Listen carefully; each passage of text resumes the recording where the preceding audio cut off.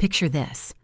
I'm standing in my quiet kitchen, the late afternoon sun spilling through the window, casting golden streaks across the worn wooden table where I've shared countless meals, dreams, and quiet moments. I'm Linda, 49 years young, and as I stir a pot of soup that's simmering for dinner, I can't help but think about how life has a way of settling into its own rhythm. I've been married to Mark for 22 years, and our suburban home in Ohio is a testament to the life we've built. Comfortable, predictable, maybe even a little too routine. I work part-time as a bookkeeper, crunching numbers from the comfort of our spare room, while Mark, at 51, puts in long hours as a sales manager. His late nights and early mornings mean spontaneity is often just a distant memory for us, something we laugh about over coffee when we actually have a moment to sit together. Mark, though, he's still got that spark. He's a big man with a laugh that fills a room. The kind of guy who could spin a yarn so well in our younger days that strangers would buy him drinks just to hear more. He was the life of every party, charming everyone with his humor and quick wit. Age and the weight of responsibility have softened him some, but when he smiles, I still see the man I fell for all those years ago. Then there's Ethan, Mark's best friend since their high school days, a 50-year-old divorcee who's been a fixture in our lives for as long as I can remember. Ethan's got this rugged charm about him.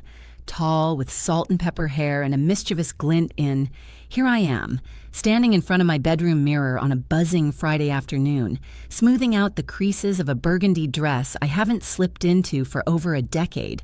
The fabric hugs my curves a bit snugger than it used to, but as I turn side to side, catching my reflection, I feel a rush of youth washing over me. It's like I'm stepping back into a version of myself I'd almost forgotten. I grab my makeup bag, dabbing on bold red lipstick and blending smoky eyeshadow, transforming my everyday look into something daring. From downstairs, Mark's voice booms, half laughing as he hollers about finally finding his lucky shirt. I can't help but smile at his excitement. It's infectious. Moments later, I hear his heavy footsteps on the stairs, and there he is, filling the doorway, looking sharp in a black button-down that fits him just right. His grin stretches wide as he steps closer, takes my hand, and spins me around with a playful flourish. "Look at you, my hot date," he says, his voice warm with admiration. We burst into laughter, the sound echoing in our cozy room, and for a second, we're not just a couple pushing 50. We're back in the 90s, sneaking out to dance under neon lights, stealing kisses in dark corners of dive bars. I rest my head against his chest, soaking in the memory of those wild, carefree nights when the world was ours to conquer. Before long, the roar of an engine pulls us out of our reverie. I peek out the window to see Ethan pulling up in his beat-up old Chevy, the radio cranking classic rock, so here I am in the pulsing heart of the club, the bass thumping through my chest as neon lights flash across sweaty faces and writhing bodies. The night had started with such a high. The three of us, Mark, Ethan, and me, laughing and clinking glasses like we were invincible. But now, barely an hour later, I'm standing by the bar, looking down at Mark, who's completely out of it. He's slumped over, his head resting on his folded arms, mumbling nonsense I can't even make out. Then, as if the scene wasn't pitiful enough, he slides off the stool with a thud, collapsing under the counter in a heap. I sigh, a mix of irritation and worry knotting in my stomach as I crouch down, shaking his shoulder. "Come on, hun, get up," I mutter. But he's gone, snoring loudly amidst the chaos of the club, oblivious to the world. I'm about to try again when Ethan's steady voice cuts through the noise. "Let him sleep it off for a bit, Linda. He'll be fine down there." His tone is calm, almost too calm, and I glance up to see him leaning against the bar, watching me with an unreadable expression. Before I can argue, he flags down the bartender and orders another drink for me, a vibrant blue cocktail with a tiny umbrella perched on the rim.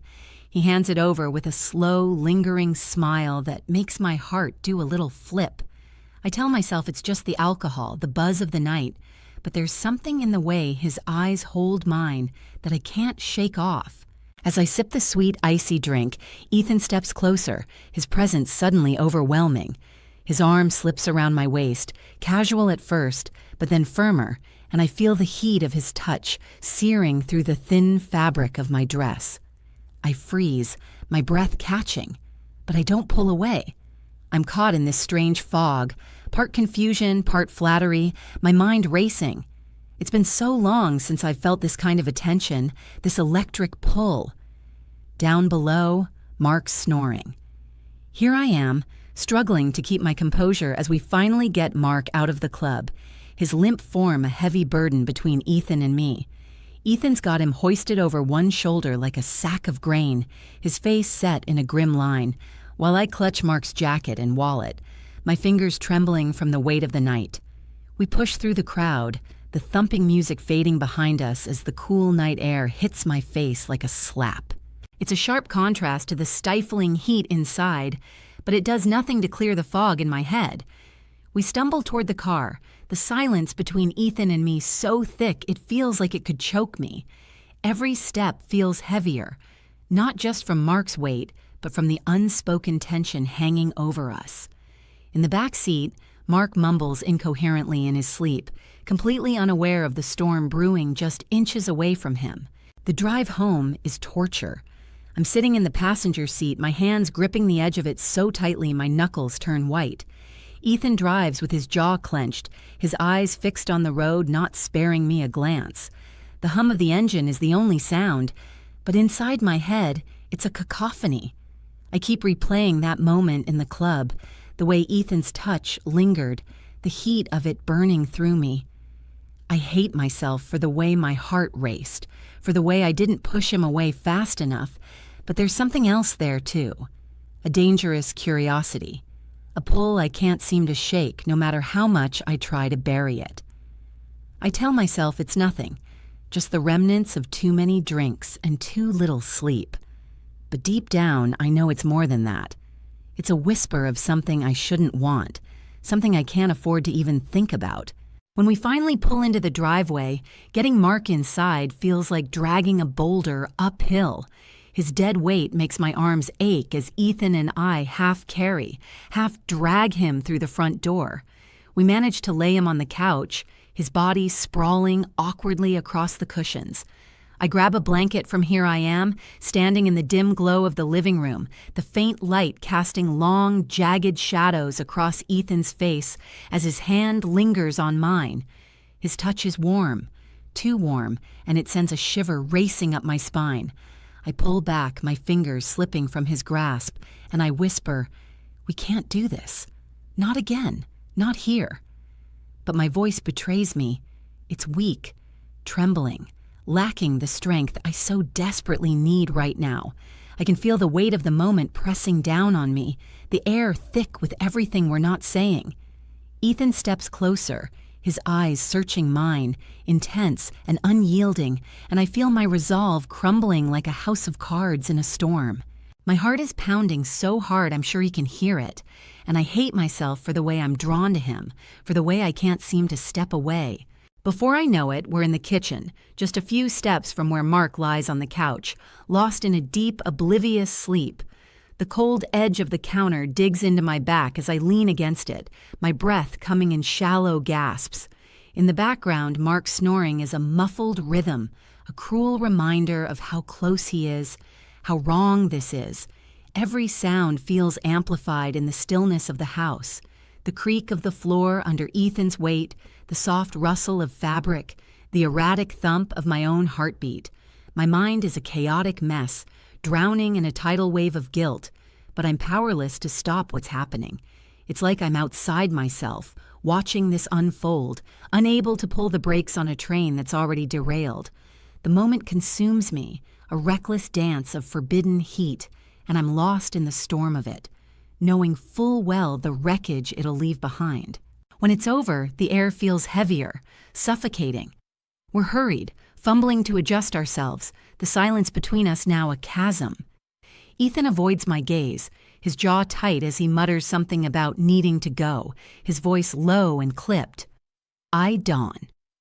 Here I am, standing by the front door, the weight of the night pressing down on me as I watch Ethan head to his car. The engine roars to life, a low growl that cuts through the stillness, and I listen as it fades into the dark, swallowed by the quiet of the suburban night. I turn the lock with a soft click, the sound echoing in my ears like a final judgment. My bare feet feel the chill of the hardwood floor beneath me as I linger in the hallway, hollowed out, numb to my core. It's as if I've left a piece of myself behind in those reckless moments, and I don't know how to get it back. I shuffle toward the living room, needing to check on Mark one last time. He's still sprawled on the couch, his chest rising and falling with steady breaths, so peaceful it's almost cruel. The contrast between his calm and the storm raging in my mind cuts deep, leaving me raw and unsteady. I drag myself upstairs, each step heavier than the last, and climb into bed alone. The sheets are cold against my skin, a stark reminder of the warmth I've betrayed. I lie there, staring at the ceiling, shadows dancing across it from the faint streetlight outside. My mind is a battlefield, littered with justifications I try to piece together. It was a mistake, I tell myself, a fleeting lapse, something I can shove into the darkest corner of my soul and never touch again. I squeeze my eyes shut, desperate for sleep to sweep me away, to erase the weight of this night. But the memories refuse to let go. They replay over and over, a relentless loop of whispers and touches, of choices I can't undo. Every stolen glance, every forbidden rush, burns behind my closed lids, refusing me any peace. I twist in the sheets, my body restless, my heart a heavy stone in my chest, knowing that no amount of wishing can change what I've done. Hours pass, or maybe it's just minutes. Time feels warped, meaningless. The first light of dawn creeps through the curtains, a pale gray that seeps into the room like a quiet accusation. My body is heavy with exhaustion. Don't forget to subscribe, like, and comment if you enjoyed this story. This will help us create more engaging stories for you.